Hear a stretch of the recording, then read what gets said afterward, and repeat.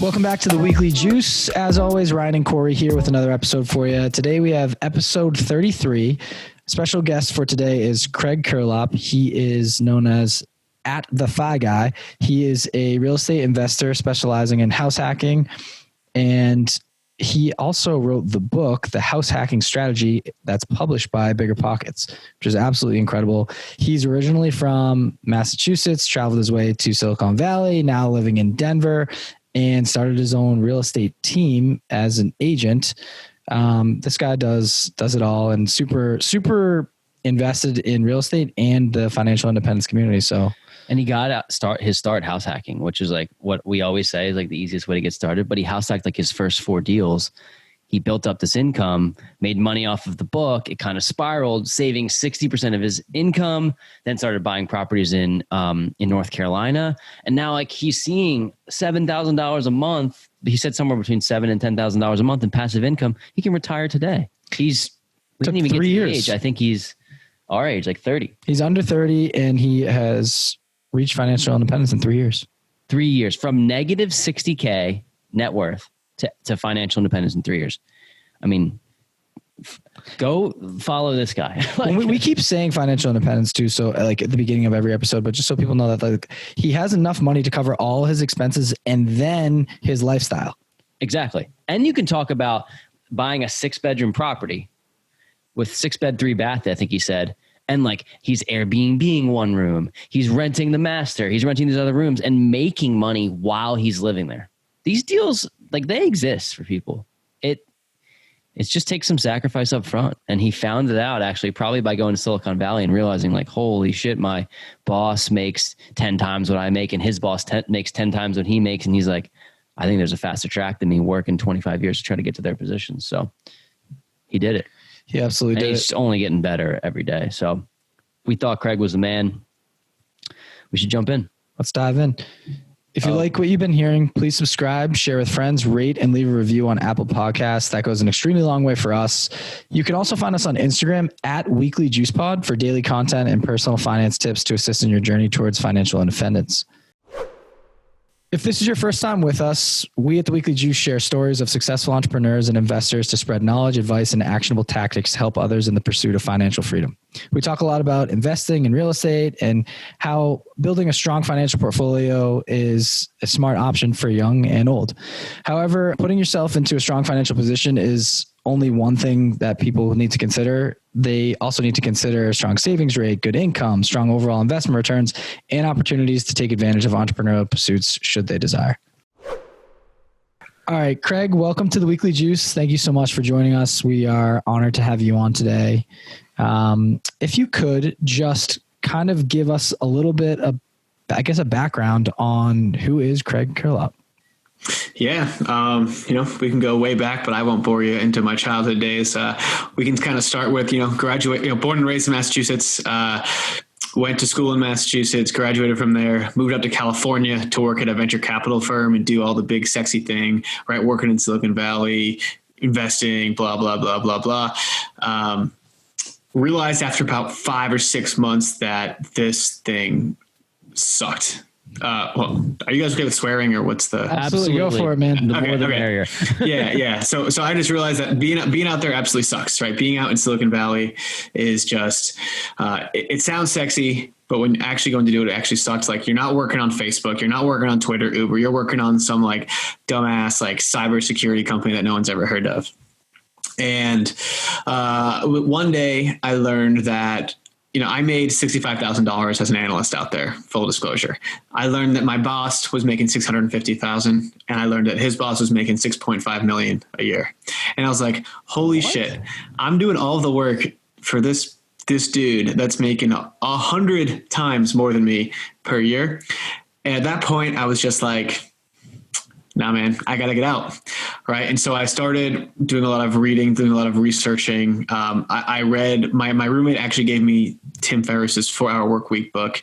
And that book is what triggered the passive income side, right? Like thinking of income on a monthly basis versus an annual basis, thinking your expenses on a monthly basis, and and just kind of figure out whether you can afford things and whether you can't.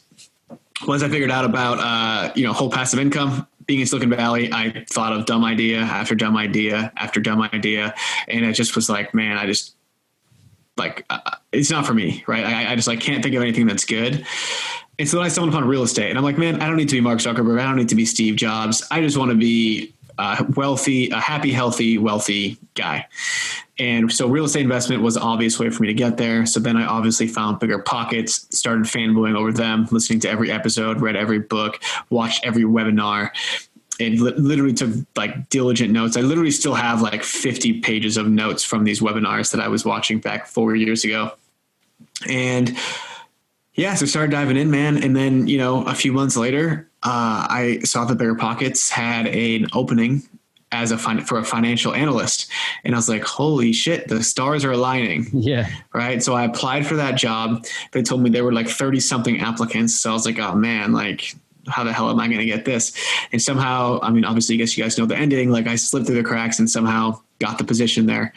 And so that was really the start. Right. So I moved to Denver, started getting introduced to Scott and Josh Dorkin and Brandon and all those guys. And they've been my heroes for the last 6 months. And it was cool to kind of be integrated amongst them and call them my peers. Absolutely. And within 2 months of moving to Denver, I bought my first property, and, and I bought a property every single year, a house hack every year since then. So now in my fourth house hack, I've also got a handful of other out of state investments and, doing some other investing as well.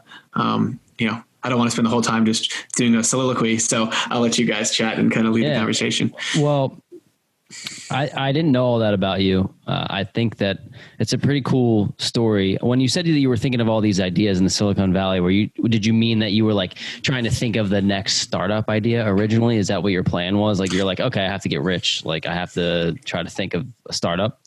Yeah, exactly. There was so many. That's what everyone did in Silicon Valley, right? Everybody had an app. Everybody had some sort of idea. My ideas were man, it was so stupid. So I was really into football at the time. And so I was oh, what if we had some sort of thing where you set your fantasy team, right? And you upload it to this thing and you only watch the games that your fantasy team's on. Cause who cares about the other games? And only when someone on your fantasy team has the ball, you see them go. And I thought that'd be a great idea, but never really thought into TV rights and how expensive that gets and all that. Right. So I don't know, just stupid ideas like that. And maybe it would work, but just no, I got hard, you. It makes sense. And then you figure let's not reinvent the wheel here. Let's do real estate's proven. People have been doing it for a long time and it appreciates in value. So I think that's a cool story. I guess we want to first jump into your financial independence philosophy. I'm curious you talked a little bit about, I guess, Tim Ferriss's 4-Hour Work Week and when the light bulb went off for you, but I'm curious how you, now that you are looking back, how do you define financial independence in general? So, I guess the definition of financial independence is having enough passive income that exceeds your expenses on a very base level, right? And I call that financial independence.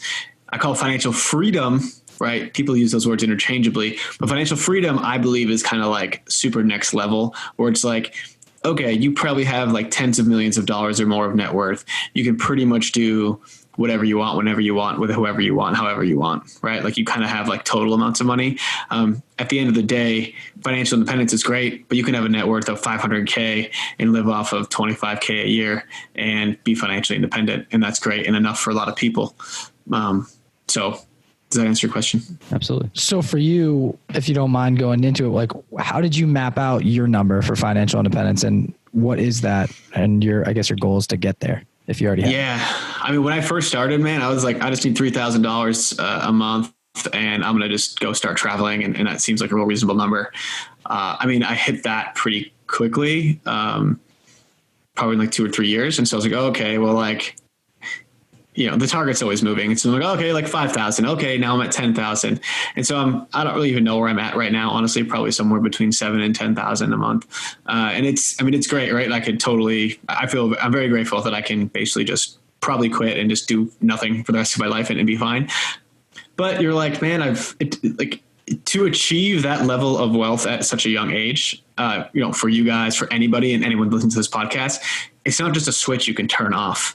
It's not like, okay, I'm going to stop making money forever because I don't like it. Right. It's like, oh, I'm going to kind of, now I kind of, the house in Hawaii sounds kind of nice, and golfing at Pebble Beach kind of sounds nice. And you kind of are kind of surrounding yourself with these people doing these kind of things, and you kind of want to be hanging out with them, So I don't know. So you're saying that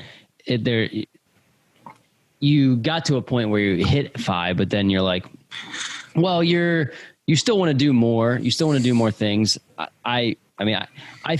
We haven't hit that 5 yet, but I imagine that will happen to us, because we always talk about, like, we don't really want to stop working, right? We'll want to get to a point where work is optional, but we can work on the things that we really want to work on. And that, I think, is what drives us towards 5.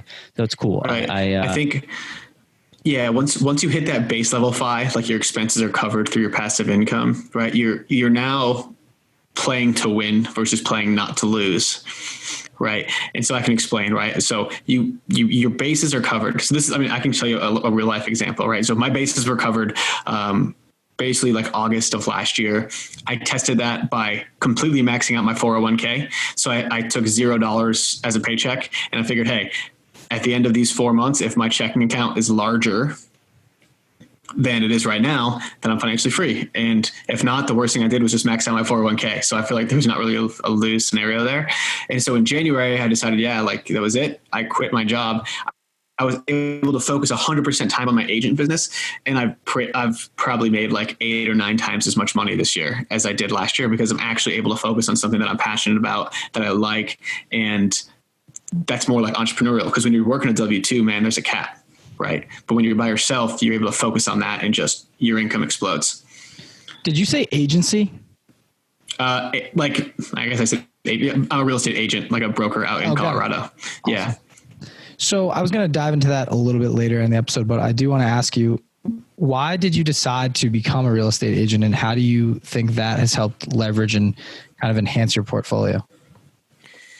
Yeah. So I guess, so originally I just got my license to just do my own deals, in Denver, average house price is probably like $400K or so. So, I was like, well, that's about 10 grand per transaction. I can use that money for a rehab or to negotiate the closing costs and stuff like that. I just felt like it gave me a little bit more leverage, and then I could also just go, oversee deals myself. However, as I became known as like the house hacking, like investment guy and I've done it 4 times. So I'm able from that pretty much nothing about house hacking to their first house hack in really under a month. And people were asking me to do it. I'm like, yeah, I guess why not? And so, you just kind of get $10,000 to death, right? Every deal is like 10,000, which is not a bad thing. Right. And so like, wow, I can make like way more doing this. I like it. It's way more fulfilling, and I really don't have to report to anybody. And so that just kind of started taking off for me, and it was really a no-brainer. That's awesome. You have one more on financial independence? Well, yeah, I think that I'm wondering if you've always been good with your finances, because you sounded like pretty quickly after you got to Silicon Valley, you were like, oh, this isn't going to work for me. Did you always save your money the way that you do now? Or when did you hit that point where you got serious with it? And how do you, 3-part question, sorry, but like, how do you define what a good savings rate is for people that might be starting out or wanted to follow your path? Yeah. I mean, I've always been pretty frugal. Like I've always been cautious of money. I'd say like when I first started my job in California, making $65,000 a year, like that was a lot of money for me at the time, right? Just out of college. And so, I would I would match the people that I was hanging out with, right? Like they were buying nice shirts and nice shoes. It was the VC, douchebag type of feel. And so I was one of those guys, right? Like I was like a finance douchebag. And then once I had an intention and I had that goal of like, oh, I shouldn't buy these $150 pair of shoes. I should not buy this $90 shirt. In fact, like now that I have this $90 shirt, I'm going to wear the hell out of it. And I'm never like, right. And so then that's when I really started becoming intentional and not spending like any money. That's when I started house hacking and renting out my car and all this kind of stuff to just like save every possible penny. I mean, the average person that is doing well in life is going to save 10%, right? Mm-hmm. I think if you want to achieve early financial independence, you got to be saving at least 40 or 50% if you're just starting the journey. And if you're a year in, you should really be in the 60, 70%. And you just got to find ways to cut back or make more money, right? Interesting that you say that 50, 60, 70%, because that's a tough number for a lot of people. But that kind of brings us to house hacking a little bit. How did you discover house hacking? Obviously, you wrote a book about it, so you're very passionate about it, but that seemed to be the number one way for you to cut back to get to that number. How did you first come across it? Honestly, it was Bigger Pockets. I think I was on a webinar with Brandon, and he was talking about all the different strategies you can use for real estate investing, and house hacking just seemed like the obvious choice for a first-time investor, right? I mean, you're able to purchase a property with a low percent down, right? Typically, new investors don't have a lot of money. So for about $20,000, I was able to get into my first property. You get that landlording experience, depreciation, all of this stuff that just builds you tremendous amounts of wealth. And then you just know that it's going to it's going to compound over the time and just extraordinary amounts of wealth, especially as you do number 2, number 3, number 4, and so on until you can't do it. And, the average American is 33% of their income on a place to live, right? Eliminate that, and you're now saving 33% of your income, right? And so, that 50% number may sound like really high to a lot of people, but imagine if you were to house hack, right? That's 33%. If you were to not drive so much, maybe you take the train to work and all of that. Transportation is 17% of an American's income. And so if you just do 33 and 17%, that's 50% right there. And even if you can't cut it out totally, I suspect you're saving at least 10% of your income originally. You're already above that 50% mark if you add all that stuff in. Yeah. And so, you do those two things and you're going to make some significant impact in your savings. That's why I never cared too much about the latte factor, where it's like, you really love your latte, so you cut it out and you save $3 a day. It's like, it's $150 a month. Like, it's significant, sure, maybe.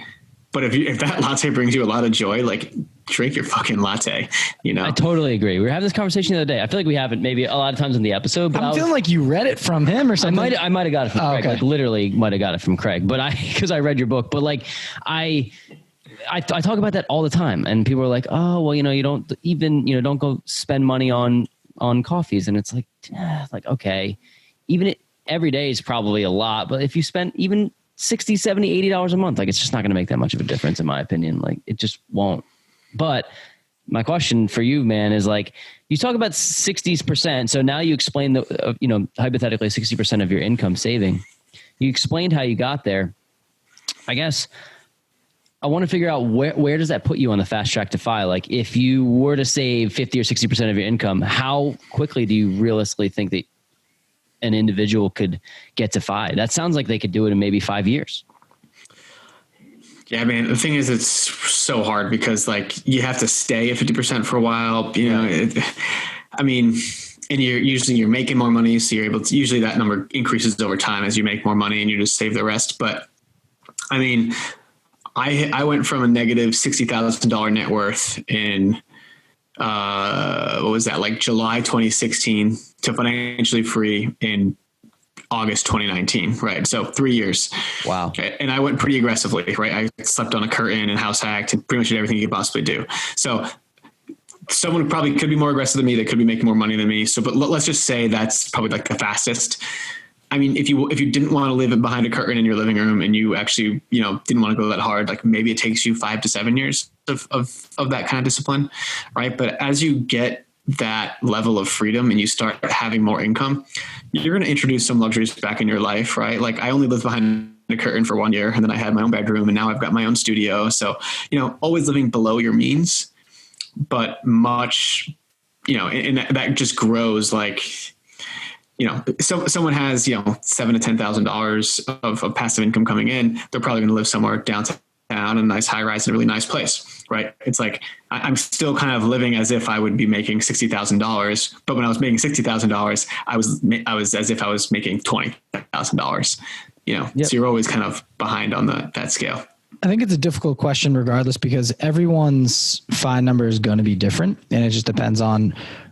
I think people need to realize they have to start and build out their numbers and figure out what their expenses are monthly anyways and annually, and then create a plan from there. Essentially, you mentioned 50 to 60% savings rate.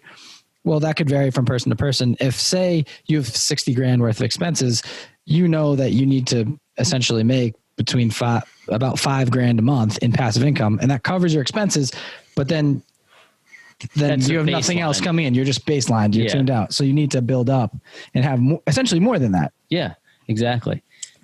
Yeah. It's a really, that's a wild ride. 3 years to FI. I did not know that it took you only 3 years. And but if you always live below your means, then your investments grow, compounding interest, real estate appreciates, all those things.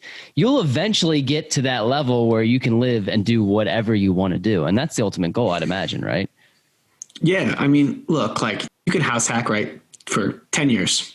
You buy one property a year for 10 years, and you'll be able to do more than 10 properties because your income will grow. But that's what at the point, right?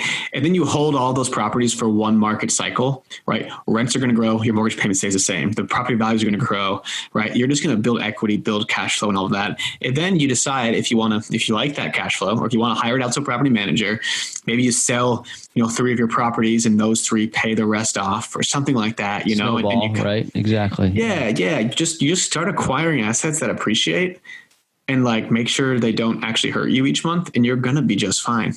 Yeah. It's one thing to start the house hacking. Did you have a question, Rye? Sounded like you did. Okay. It's one thing to start house hacking. I'm house hacking currently, and I love it. It's amazing, but it's another thing to write a book on it. So I'm wondering where the line was drawn, where you were like, I really like house hacking. This is pretty cool. I'm pretty good at it. I'm on my 3rd or 4th I'm going to write a book and sell a bunch of copies. How did you get to that point? At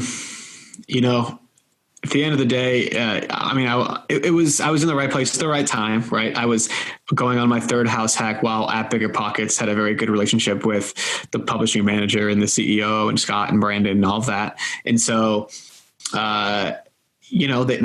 said, hey, do you want to write this book on house hacking? And obviously I was like, hell yeah, I do. And it's obviously everyone's got a little bit of imposter syndrome. Ask anybody who's ever written a book, and they do. And at first I was like, yeah, who the hell am I? Right. I've just finished my 3rd house hack, and, right. Who am I? Yeah. And, but then you realize I do know a lot, lot's happened. And, I think this book is for people that are going on their 1st or going on their 2nd, learning how to scale from their number 1 to number 2. And that was obviously more recent in my head, right? Brandon, was a candidate for writing it, and he was, 7-8 years removed from house hacking, so not really in his head, and also not his interest at that point in time. Scott Trench was also probably 3 or 4 years removed from truly house hacking and scaling it. And he's worried about growing Bigger Pockets as a business, right? So really not aligned. I was really the one that was passionate about house hacking at that time. So I was given that opportunity, and obviously I was grateful and ran with it. I think it's incredible. I'm just thinking about your time frame and everything. I'm thinking about just 3 years essentially to negative 60K in. Those are from student loans, I presume, right? Yeah, the student loans was the biggest thing. Yeah, so negative 60K to financial independence, and also a published author for Bigger Pockets. It's absolutely incredible. Yeah. It's something that more than the right place at the right time, but we appreciate the humility. Yeah. Well, I think to his point too, is you surround yourself with the right people and things are going to get done. So my question for you is even more granular. Can you walk us through the process of writing the book? And just obviously, okay, you got the nod to essentially say, okay, Craig, you're taking over, you're writing the book on house hacking. How did you map your day out to set time aside to write the book? And walk us through essentially the stages, because I'm sure a lot of entrepreneurs have that goal and dream of, hey, I want to be an author. I'd love to write a book. Yeah. Have you guys heard of The Miracle Morning? I heard of it. Haven't read it. Yeah. You never heard of it? Yeah. Okay. It's, Hal Elrod. Elrod, the right? best books of all time. Hal Elrod, yeah. That book changed my life, and I highly recommend everyone read that book. But that book outlines that, you want to integrate writing as part of your morning routine, before anything happens, right? Like before the world wakes up, you're going to start writing is one of the 6 things he talks about. And so it's been part of my routine for a while. I had written, 50 or 60 blog posts for Bigger Pockets before then. So writing was already in my schedule. It was already a thing I did. So instead of writing blog posts, it was just time to write the book. And so when it comes to writing a book, people think you're just kind of putting pen to paper and it flows like perfect, whatever perfectly flowing things do, like a river, right? But it's not the case. You have to, the outline, you have to write the outline, right? And the outline is going to take you the longest. Once you have a good outline written, you know what you're going to include and it's all just kind of pen to paper. That's when you go in and the book just writes itself. And so really I took quite a long time just like writing the outline, figuring out what I wanted, where, how the book's positioned. And that's really writing the book is the outline. That's where all the content is. And then you're just putting it all together in the form of text that is actually readable. And I would just do, I would just say, hey, 1,000 words a day, every day, right? 1,000 words a day, every day. And if you get to 100,000, and after 100 days, 100,000 words, you got yourself about a 250 page book. And so I was like, okay, 1,000 words a day, every day for 100 days. And I was perfect. Right. It probably took me 4 months to write the first draft, but you write a book in 4 months if you can do 100 words a day, 1,000 words a day every day and not be totally perfect at actually in taking weekends off or whatever it is. And so, yeah, I mean, that's pretty much all it came through, man. And then once the first draft was written, it goes to the editor. The editor comes back and edits a bunch of stuff and asks a bunch of questions. It probably takes another 8 to 10 hours to go through all those questions and make the edits she suggests. And then after that, it goes to a grammar editor, copy editor. There's copy and there's another one. There's someone who makes sure that your English sounds good. And they don't even send it back to you because if your English, they assume that you tried to make your English sound good in the first drafts, and the fact that it didn't means they just edit it and then that's it, man. So it's not as hard as you think. It just does take a lot of consistent action. That's incredible. I love writing, so I'm just very intrigued on this whole process. And one of my major questions for you is, I think back to college when you write a paper, right? And then you had to submit it through some program to see if it matched with other articles written, or making sure essentially that you didn't plagiarize. I'm always curious because there's so many people that write about financial independence, real estate, a lot of things overlap, right? And definitions and all that. So is there a process, or I guess a point in the writing process where when you submit, and maybe it's the editing process, but when you submit it and they scan it and make sure that you in fact didn't take someone else's words and it's Craig Curelop's words? Yeah, that's part of it. There's some, I forget the software, what it's called, but yeah, they run it through some software and they compare it with all other works. And if it's, there's a certain percentage that's allowed, right? If it's less than 95% of your own work, it's considered plagiarized. And I made up that number, but it's some number. And if it passes that test, then you're good. But at the end of the day, it's really making sure you're not word for word copying somebody, right? Because I'm sure you guys have read a bunch of books and a lot of them just say the same stuff in different words, but it's almost impossible to say the same exact words in the same exact sentence over the course of enough to actually make a difference, unless you're literally plagiarizing it. Right. Yeah. It's interesting. I just remember it would come back highlighted or something like that. And percentage wise. Yeah. And then you're well, damn, people, that's how you reference notes. So I'm just thinking of okay, say I decided I wanted to write a book on house hacking and I wanted to use some of your book as notes. And I'm putting it together and I'm damn, I don't know if I used a ton of his words, if I didn't. So it's just it's very interesting while doing research to kind of cross-reference and all the stuff. And I didn't last question on it is essentially, say it is, you hit that mark where you're it's 94% and you need to make edits on that. Will the editing company make edits for you, or do they send it back to you and essentially say, hey, Craig, you need to change this portion up and make it all even? Or maybe you didn't run across that. So So for the part where they're editing the content editing part, they'll send it back to me and say, hey, you need to like reword this sentence. You need to, this is actually isn't true. Your math doesn't add up. Like you have to go reword this. So that's what they'll do there. As to elaborate a little bit more on what you just said about you want to use my book as notes to like write your own house hacking book. What I recommend is like read the section that you want to kind of that you would quote unquote copy, and then just rewrite it. And you're like, don't look at it again, right? But just like read it, put it in your head, and then write it in your own words. And almost every time that works. Like that's what I honestly, I did that. Like, that's I figured. Yeah. I mean, you didn't invent house hacking, right? So you got the information from where you got it from. So it's cool. Yeah. That's awesome. That's awesome. And I guess last question on the book, unless Corey has one, but so it goes through the entire process, the editing process, you go back, make your final edits, everything's ready to go to print, I would assume. How does that work with the publishing company? Is it essentially just like they're going to push it out? Maybe it's different for Bigger Pockets, but like I'm thinking of, I know a few people that wrote for Amazon, but I don't know their process, right? Like, do they just send it to Amazon and then boom, it gets sent out, and then you just are with Bigger Pockets, they just send it out for you? Like, how does that whole process work? Yeah, so the publisher takes care of all of like the distribution stuff. I know if you write a book for Amazon, you're probably self-published, which means like it's kind of like it's on you, right? Like Amazon doesn't care if your book sucks or not. And so, you know, if your book's not edited and all that, like that will show up in reviews. And so Amazon, I believe, just publishes it. And whether you want, you know, I'm sure Amazon has a printing warehouse. I forget what it's called, but, you know, they can, you know, authors can collaborate with their printing, and then Amazon can print hard copies for you, or you can just do Kindle e-versions. And then, you know, with Bigger Pockets, they sell on their site. They sell on Amazon, and they sell, you know, they distribute to bookstores. And so, you know, bookstores will do it differently, where like Barnes and Noble will buy, you know, 5,000 copies of the book, and that'll be a huge spike in sales from Bigger Pockets on Bigger Pockets' back end. So Bigger Pockets doesn't necessarily get paid every time someone buys it from Barnes and Noble. They get paid every time Barnes and Noble makes that bulk payment, right? And each distributor has an agreement with Bigger Pockets and says, hey, if this book's not selling, we have every right to send all the books back, and you have to give us a refund, right? And so that's kind of how that all works. If that answers your question. Yeah, it does. Thank you. Cool. I think we want to jump into the real estate investing part of the show and your strategy specifically, but to give people a high level, just real quick, what does your portfolio look like now? And then I can jump into my questions about your strategy. Yeah, so I've got 4 properties, 8 units in Denver.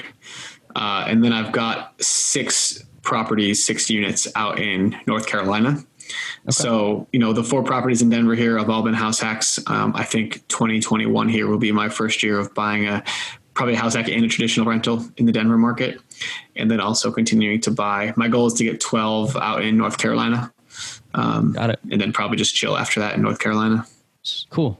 Yeah, I think we want to talk to you about strategy to go to North Carolina in general. But my question is I think house hacking is a really interesting way to get started, because it's almost like if you live there, you can't really make a mistake, right? Because you're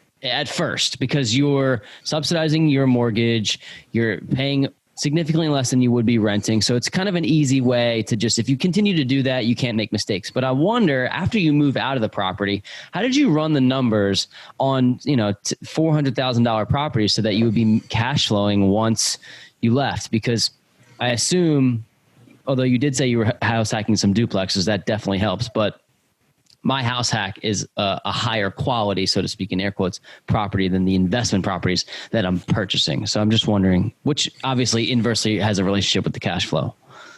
Yeah. So honestly, it's just kind of like there's that rent savings number, right? Like you occupy a room in the house, or you occupy, you know, whether it's the in-law suite or a unit in the property, and that's your rent savings, right? Like that's, you know, if you ever look at my Instagram page, you'll see a rent savings, and people always ask me what that is and why that's accounted. Well, it's because like at the end of the day, this is a rental property for you, and just because in year 1 you're saving on rent and it's not actually cash flow in your pocket. To me, rent savings is cash flow in your pocket because it's money you're not spending. Agreed. Right. And so I just kind of run it that way, right? It's like, okay, I mean, we can just use your house as an example. Like, is it a single family you're renting by the room, or what's? My house hack is a 3-bed, 2-bath. Yeah. And I live in one of the bedrooms and have 2 roommates. Okay. So, and do you plan to do you plan to rent it out? Do you plan to replace yourself with someone when you leave, or do you plan to rent the whole house as its own unit? I'll probably, to be honest, I'll probably end up living here maybe like with my girlfriend at some point, but then in the future it will become a rental. So I may, because I got it at such a good rate and I refinanced, and it's not an super expensive home to begin with. It won't be too much for me to live here with my girlfriend. And then when I leave, it should cash flow, but it won't be like a crazy deal. You know what I mean? Yeah. I mean, dude, like as long as it's cash flows and you're in Philadelphia, which I suspect is a appreciating market, sure. Really any city is, you're going to be okay, right? Just as long as it's not losing money when you move out. And so you could continue renting it by the room. Philadelphia is a pretty populated area. So you probably have people that want to rent by the room. You might get a little bit more for that. I don't know your market, so I really don't know. And if you want to go that route, you could. It's probably going to be a little bit more work. Or you just say, you know what, screw it, let's just rent it out to a family, 3-bed, 2-bath. Those sell all day. And, you keep it, maybe it cash flows you $100, $200 a month, but you're building equity in Philadelphia. And if you like the area you're in and you have high hopes for it, keep it, Yeah. How did you do that specifically? Like maybe just, if you care to, I know you do share numbers on Instagram, maybe walk us through pick one of your house hacks and just like talk to us about how those numbers worked when you lived in it, and then what they look like upon leaving or when they're rented out after. Okay. Yeah. I'll do my third one because I don't talk about that one too much. Okay. So this one is it's a 6-bed, 3-bath. There's a kitchen. He's really house hacking, like 6-bed, 3. That you can make money living there for sure. Oh yeah. Yeah. I mean, it was one of the bedrooms in the downstairs is ridiculously small. So, but what I was doing was I lived in the top. I rented out the 2 other bedrooms. I rented out the master bedroom and the just traditional normal bedroom. And I took a normal bedroom for myself. And then in the basement, I was Airbnb-ing the basement. I was making about $1,800 to $2,000 a month on the Airbnb, and then renting out the other 2 bedrooms for, I think it was like $700 and $900. So like $1,600. I was making like $3,600 a month, plus living for free on my mortgage, which was like $2,200. So it was very good while I was living there. Right. And COVID hit. I was one of the people that got super scared and basically just terminated all of my Airbnbs and turned them into full-time rentals. So now I've got that downstairs rented for $1,650. I've got the upstairs is still rent by the room right now. There's one girl in there that's at $650, and then the master actually hasn't been rented for a while, which it still cash flows even with it not rented, but obviously I'm not making $900 a month. And so actually in July, I'm going to be transitioning that top unit into a just full-time rental as well. And I suspect I can get probably $1,700-$1,800 for that. So we're looking at, $3,500 in rent on a $2,200-$2,300 mortgage. I set aside about $400 a month or so for reserves in terms of, capital expenditures, maintenance, and all those kind of vacancy and all those kind of things. And so the property does pretty well after property management and stuff. It makes probably like $600-$700 a month. And it's it's a good deal, right? It's a key distinction between renting out by the room too. Like I learned today, right now, you gave me the idea that like down the line here, I could probably make a lot more money if I rented my place out by the room. I always thought like I would rent it out to a family who would pay a decent percentage less than if I rented it out by the room when I wasn't here. Well, you're technically renting out by the room now. I am now. Yeah. But, and I guess, but it would be like probably 20, 30, maybe even 40% more if I rented it out by the room. Like what if I wasn't living here? So that's really cool. And if you have a 6-bed, I mean, you can do that all day. There's not a lot of those in Philly, but that's awesome. When did you decide to switch over to property management as opposed to you managing your rentals? Let's see, I can give you a big philosophical answer, or I guess, okay. So it was after I got my third property. I was literally living in my house hack and still had property management to fill the rooms in my own house, because it was getting in the way of me making the dollar per hour wasn't there for me anymore, right? Like I was getting really busy with being an agent. For me to not be able to go show someone a house and potentially make 10 grand to wait for someone to maybe show up at my house to see a house for $700 a month didn't make sense, right? I'm like, okay, I'm going to happily pay you to handle everything with my properties, showings, when things go wrong, all that kind of stuff. And I'll pay you whatever it takes. I just want to be able to build this business, the real estate agent business, and really be able to give people my full time and energy so that we can help them get great investment properties just like I have, Cool. So one last touch on the real estate business. I saw the company that you work for. Is that your real estate company? Like once you got licensed as an agent, did you decide to work for a specific company, or is it your own that you created? So the FI team is my team, and we help people achieve financial independence through real estate investing. However, I'm brokered by EXP, which is a kind of a new age brokerage. They allow you to have teams. It's kind of like, and they kind of foster the ability that you can have your own brokerage within their brokerage. So it's a pretty cool model. I can go super deep into that too, but we'll be here for a while. So. Well, just give us like a brief overview, because I think it's interesting as much. The most important information, if you could just touch on. Yeah. So, okay. I mean, I did a lot of research, right, into what brokerage I was going to go with when I decided to go for real, right? You've got Keller Williams, you've got Remax, you've got Century 21, all of the ones that you've heard of. And all of these brokerages are all pretty much the same thing, right? You've got one big guy at the top, you've got a bunch of different brokerages underneath, and you're paying a fee to the guys in between where you're hanging your license. And then you're also paying a brokerage fee to the like headquarters of the brokerage, right? Well, EXP is kind of like a new age model that's completely flipping this thing around, where the agent actually owns the company, right? And so as the company does more deals, the agents get richer because we have stock in the company as we continue to do deals with them. And so that was like a big thing for me. And then also they have an ability to, if you do a certain amount of production, the $16,000 you pay them in a cap, you're able to get that back in the form of company stock. So I got that this year. So I'm literally, and that $16,000 has turned into like $40,000. So, I end up making more money than I would pay to EXP, but I end up making it. So the difference there, if I were to join Keller Williams or Remax or any of those companies, like, man, I would have paid them probably $50,000 this year, but instead I'm $100,000 richer.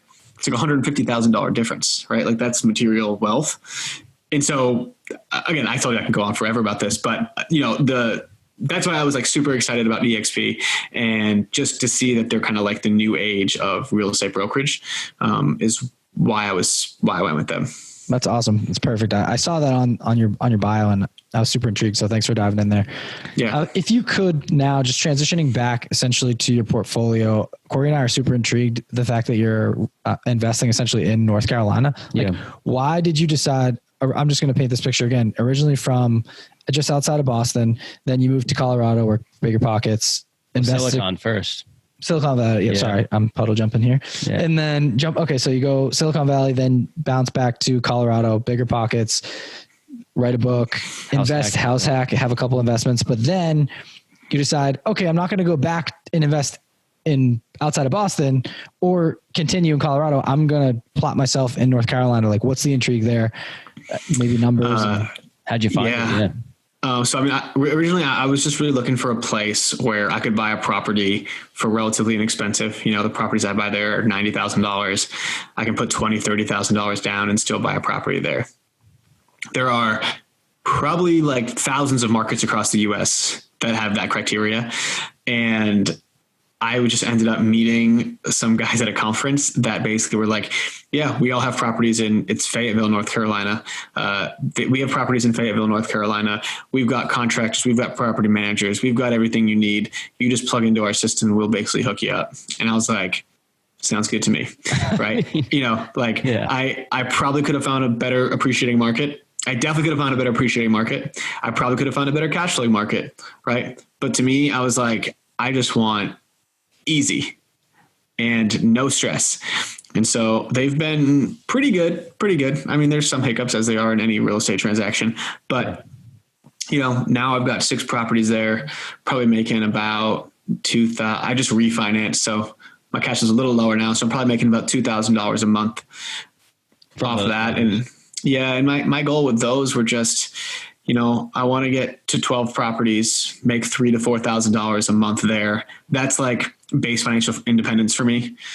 And so I figure if I can have base financial independence through multiple streams, if any one of those streams goes away, right? If I don't know, a tornado hits and wipes that place off the map. Entire United States. Yeah. Yeah. I guess, I'm not really hedged out of the United States, but I don't know if I have the balls to go across out of the country yet. No, I'm just kidding. I was saying you're pretty diversified. I think you're in good shape. Yeah. But how did you, do those companies down there, the property management companies, maybe the contractors, they bring you deals? Like, how do you find deals consistently down there? You're at 6 now, so you've built. It's just the MLS. Honestly, I did one foreclosure, which honestly, like the foreclosures, I don't know. I have more of a hate relationship with foreclosures. They're a lot of headache, right? It's like I bought this foreclosure for like $80,000. It ended up being 90 because there were some liens and stuff on I had to pay off. I put about $30,000 into it, so 120 all in, and then it refinanced out for 145,000, and so that was the appraisal, and so I ended up pulling out another 100,000 back. So basically, I was into this property worth $145,000, and I put in $20,000 for it, which is great. Like I guess it would have been probably closer to 30 or 35,000 had I just bought it traditional buy and hold. But man, it was a lot of work. It's like, man, I think I might have rather just put down $35,000 and save myself the headache, So I don't know. It kind of, yeah. I think it's awesome how you just essentially built a network down there based off of networking at a conference. Was this FinCon, by the way, or that I'm hearing? Yeah, it was FinCon. Look at you. Can you walk us through that event? Because Corey and I are getting really, really in depth in the FI community, and we've had a couple of people. Paula Pant, one of our recent guests, she just spoke, I believe, and actually was the MC of FinCon. Can you just give it like a little background on what that is and how did they have FinCon this year? Maybe it was previously. It might have been last year, but she just started posting. They did it virtually. Yeah. She just posted a video about it. I was like, shit, did I miss something? Okay, it must have been virtual. Yeah. I can pull it up right now, but you go, I'll pull it up. Yeah. So how the event went, honestly, FinCon's an amazing event. There's FinCon and the Bigger Pockets Conference and all those. And if you're into real estate investments, and you got to go to these conferences because that's where you meet your tribe. And honestly, I don't even remember where we were. I think it was like we were amongst where all the sponsors are. They were sitting down or they were standing up, just chatting. And I was like, oh, hey, these guys look like they're my age and they look like they'd be cool people to talk to. So I just went up to them and started chatting, and we headed off. We ended up pretty much hanging out the whole conference. You have a few drinks with someone and you usually get to know them pretty well. And then we're like, shoot, I love what you guys are doing out there. Like, let's make something happen. And we just made something happen. It's just being there. Brilliant. It reminds me of Ian. Yeah. That's awesome. By the way, it was virtual FinCon. Paula Pant did co-host. So okay. Cool. It was in Texas. So I don't know. Oh, cool. Yeah.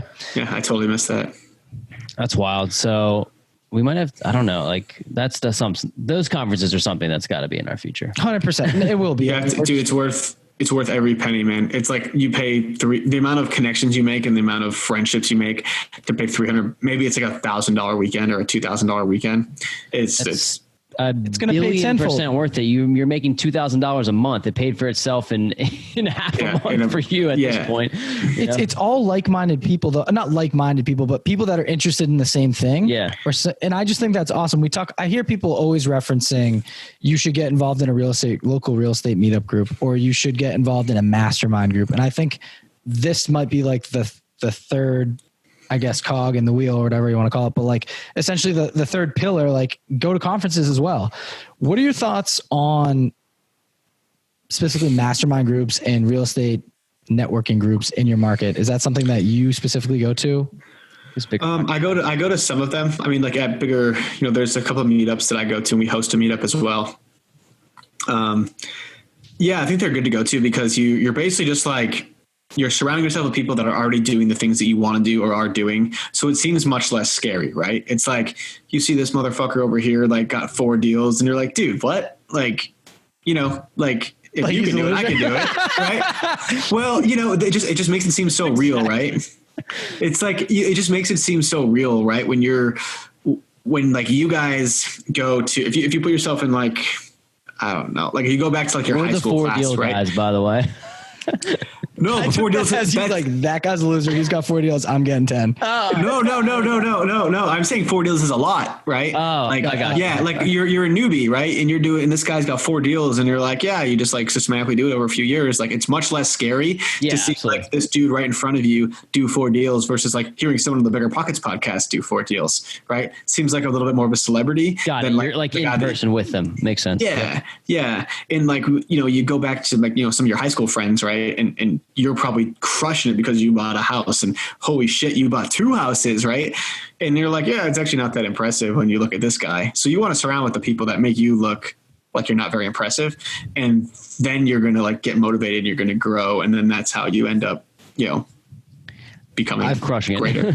Yeah. It's so true. That every day. Dude, it's so true. Crazy. I had a conversation with one of my good friends the other day, and he's like, wow, man, you're crushing it. I'm like, dude, I am just getting started. Like, I don't even know what I'm doing. Seriously. And I'm like, I'm proud of myself for what I've done, but I'm like, dude, this is like, I don't even want to talk about it yet. Cause I'm like, I know I want to talk about it when I'm 10 steps down the line. So it's like, it's hard to celebrate relative wins. yeah.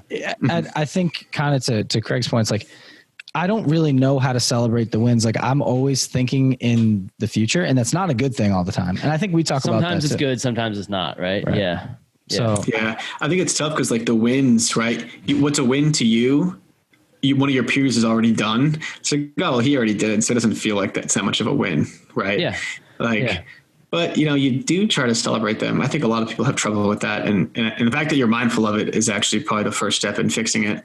So, maybe every time you buy a house, go give yourself a little vacation or something. That's what we just, I butchered it. COVID kind of butchered it. yeah, but COVID screwed it because we purchased our last property in September, but we plan to do that for each one. Yeah, man. I mean, I could talk to you.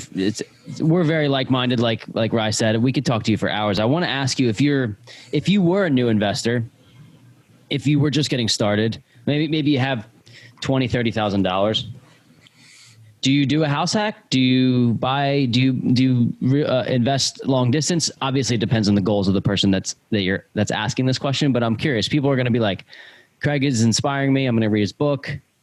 What do I do with my 20 to 30 grand that I have saved up? House hacking is always your first option, your first bet. You can't you have to deploy your money as efficiently as possible. And a house hack, you'll get returns in the 100% or higher after you factor in cash flow, loan pay down, appreciation, tax benefits, and all of those things.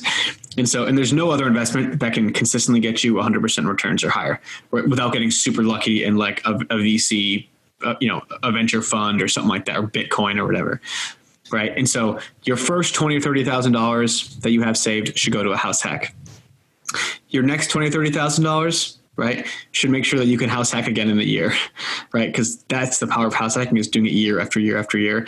And then after that, anything above that is where you can start investing out of state, right? So you got another 30 grand. Okay. Now you put that in a rental property, right? And that might get you a 10 to 12% return, but nothing's going to get you the same return as a house hack. So you really just have to I don't know. That's how I deploy my money, is inefficiency from rate of return going down. Got it. You keep mentioning out of state, and I think I have like a bunch of different words of advice replaying back in my head. Is it true, or do you believe this to be, I guess, is this your point of view as well, as like invest where your strongest team is, and where like, it kind of seems like that's what you did in North Carolina. You're like, hey, listen, like these guys got it going on. It's a well-oiled machine. I have to do nothing besides give my cash and check in once in a while, and I'm good. Yep. Yeah. And that's how I made my decision, right? It's like, if you want a place that has higher likelihood of appreciation, right? Maybe you're going to a place like, Indianapolis or something like that, right? Where you can still buy houses cheap, but it seems like it's growing. And do it, right? I'm sure there's good contractors there, and I'm sure there's good property managers there, but you got to find them, right? And you're going to probably lick your wounds a little bit when you pick the wrong ones. I didn't want to do that. So I just went right. I picked the easy card. I guess, sorry. One thing I did try that, right? I went to Jacksonville, Florida, and had a mess of a deal, complete disaster. And that's what Greg, we got to hear about the disaster deal, man. Yeah, I too got to hear about it. You got another. I'm actually gonna fortitude for you to keep going because the people will quit, man. Like that's what drives people from real estate. Like I've had major issues starting out. Like Ryan and I bought a property. We had to spend a bunch of money on a capital expenditure in 2 weeks, and we were like, whatever. Like we know it's part of the game, but that's only because we have the mentality. Like I'm wondering what happened in Jacksonville because it knocks people out of the game. Yeah, I mean it's everything like happened in there. I literally going to write a book on it. But I guess the premise of it was right. Went in, tried to find a realtor, found a realtor that said she worked with David Green, so I thought she was actually pretty legit. And she found I went with a recommended contractor from her and a recommended property manager from her. Bought a pretty dumpy house. She way underestimated the rehab cost. Her project manager underestimated everything. Wow. And so I bought this house, right? And then the roof had to be replaced, which we knew it was figured about a $10,000 expense. Turned out to be a $30,000 expense for the roof. How big was the roof? Like the roof wasn't that big, but there was a lot of, like dry rot for the wood. So they had to basically like replace it wasn't just like the shingles and stuff. Yeah. They had to do like the under part too. And so that was over budget, right? And then the electrical guy came in, and then the contractor they hired was a complete shit show. He just totally sucked. Over a year later, had hardly any of the work done. I had him 75% paid out. He kept giving me these sob stories and stuff. Eventually he was in the hospital. He went to the hospital, I guess, for some reason. And I was like so fed up with this fucking dude. I was like, dude, you're fired. And I don't give a shit if you're in the hospital or not. Like you're out. Sometimes it's crazy. It's crazy. Sometimes you have to. Go ahead. I'm sorry. No worries, man. But there was everything wrong with this house, right? We found termites, termites, the roof, there was mold, everything that could possibly have gone wrong went wrong. After I fired him, he got out of the hospital. I hired my other guy who was amazing. He started doing his work and all of that kind of stuff. About a week into his work, someone breaks into the house, smashes the window, steals all of the cabinets, steals all of the copper wiring, steals the AC, probably $10,000 or $15,000 worth of equipment stolen there. And we all know who it was, but we just can't prove it. And so I'm just like livid at this point. Right. But again, right. This contractor guy that we met in Jacksonville literally just saved my ass. I love him to death. And, he, over the next 6 months, he got the thing ready to go. And it was a two year process, but we finally got the thing sold and we lost like $60,000 from it. The silver lining there is that the contractor now has moved out to Denver and has worked on my house. And now we're kind of working together out in Denver. So, I guess every story has a happy ending. I guess not every story, but this one at least kind of sort of does. But man, it was a very stressful 2 years. That is wild. $60K. We're worried about a $2,500 expense, like losing $60. I mean, I know it was over a period of time, but like, so I thought you were going to say you ended up selling it and licking your wounds and cut your losses, but you just, how does the property perform for you now? Or do you still sold it for 60? We sold it. Oh, yeah, you did sell it. I missed that. Okay. We sold it. Yeah. We sold it. I like, honestly, it was actually in a pretty good rental area. But I just didn't have the fortitude like to have this property. You were done with it. Dude, yeah. Like if anything broke on that thing, I would have just been like, fuck it. Like, You have to worry about that guy going back and stealing more crap over time, whatever. Yeah. Oh man, if I ever see that guy again, I swear to God. Yeah. I won't put any death threats on air, but yeah. That is insane. So look, for what do you have? 12 units now? Is that what you said? 12?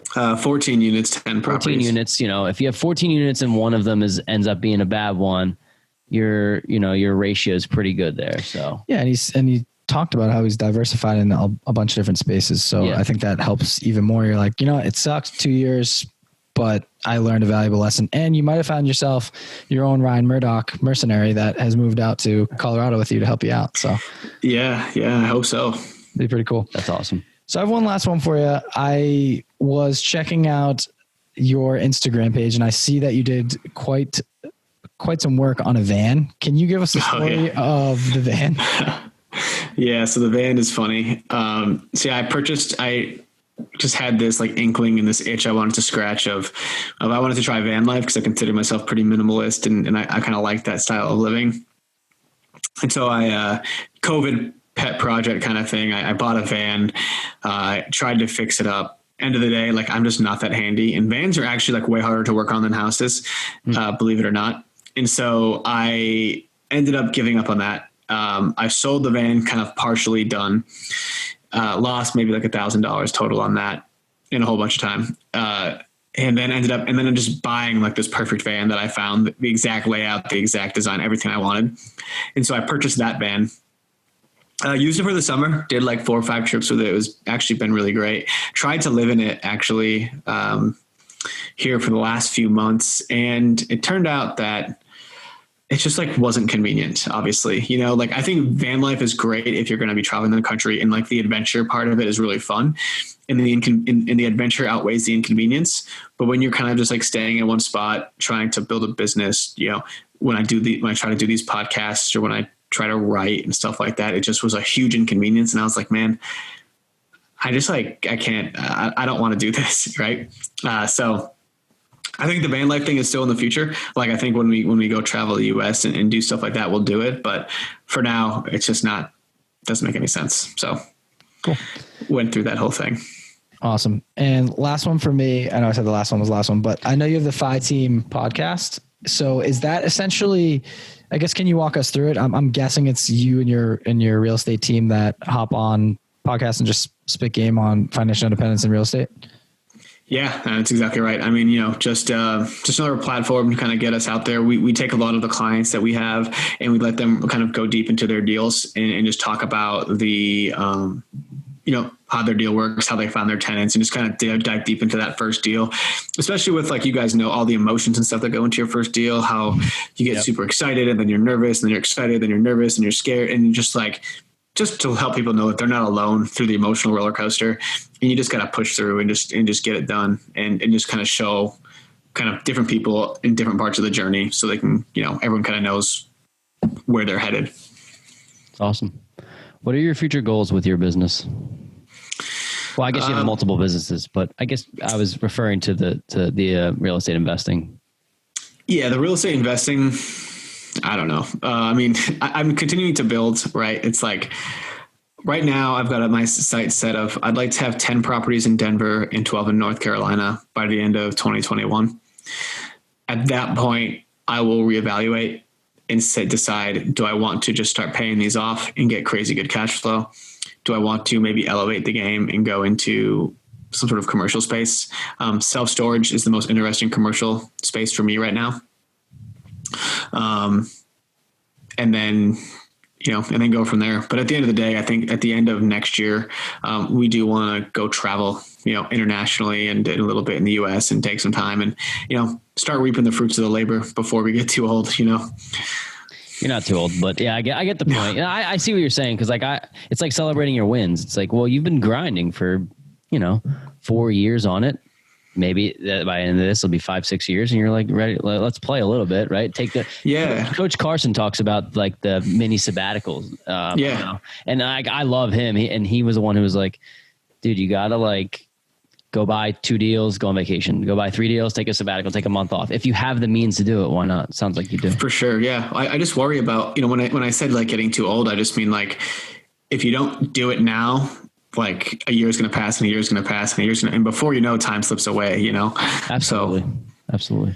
So future goals with your real estate business, I think you put a big check mark there. How about for your real estate, being a real estate agent? Like, how many houses do you hope to sell or aim to sell per year to keep pumping cash flow back into your business? Yeah. I mean, honestly, we're looking to kind of our like big, hairy, audacious goal. If you know that BHAG word, if you've heard of that, it's to be the go-to investor friendly agent in all of the US. Right. And so you want to invest in Philadelphia. You're like, oh shoot, is the Phi Team here? And if they are, like, we're the guys that you go with. So that's the big goal.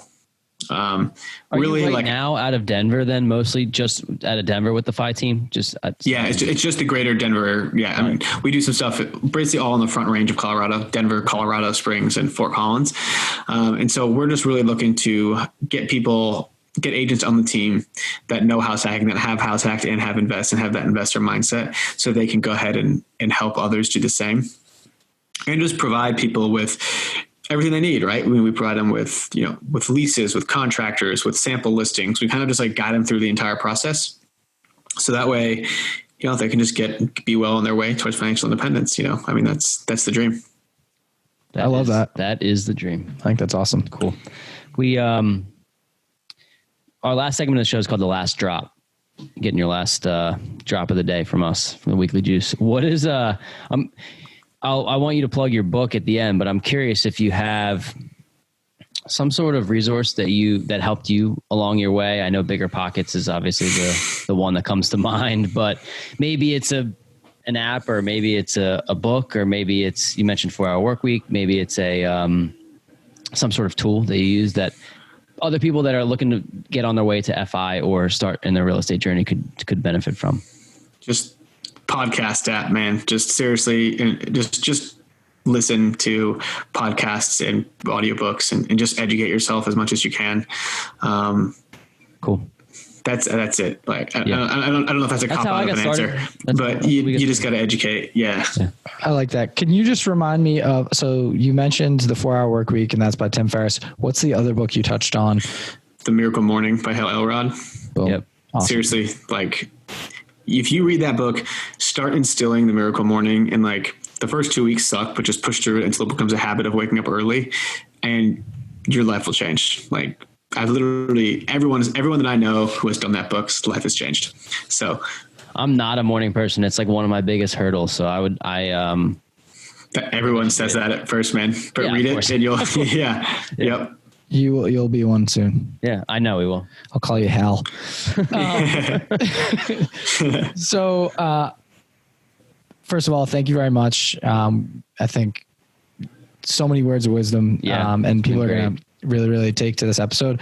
Could you just let us know, or let listeners know, if they would like to get in touch with you, learn more about you, connect with you, where they can find you? Yeah. So right now, Instagram is probably the best place. I'm at the FI guy, like at the FIs and financial independence guy. You can also go to our website, thefiteam.com, and you can also reach out on like Bigger Pockets, but Bigger Pockets, Instagram, and the website are probably going to be the top 3 ways to reach out to me. Cool. Okay, cool. And one last time, title of your book and where people can go purchase it. Yeah. So it's called The House Hacking Strategy. You can buy it pretty much anywhere, Amazon, or you can go to, if you want some of the bonus content, which includes like a house hacking calculator and some walkthroughs of my properties and stuff like that, you can go to biggerpockets.com/househack. They have some cool bonuses that you can get along with the purchase. It's awesome. Awesome, man. Really appreciate you having you on, Craig. It's been great. Hopefully we can stay in touch, and I'm excited to follow your journey. I think obviously you've already done great things. I'm excited to see what's next for you. Might have to meet him at FinCon next year. It's on our list.